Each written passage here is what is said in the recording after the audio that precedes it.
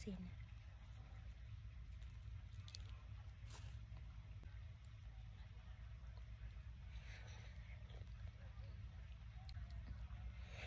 Ang kinakain ko sa balot yung malambot na part, tsaka yun lang. Hindi ko kinakain yung sisiw. Yung dilaw na part lang kinakain ko.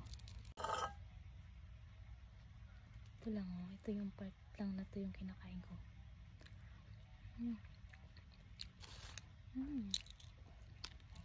Sayang walang suka.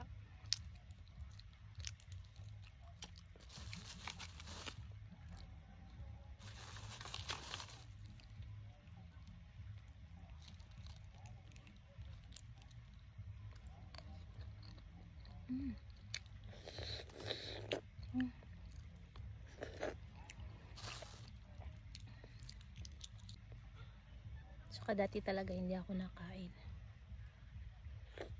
Trinay ko lang, na-curious ako ng lasa. Parang yung iba sarap na sarap. Ayan na. Sorry, di ko siya kakainin.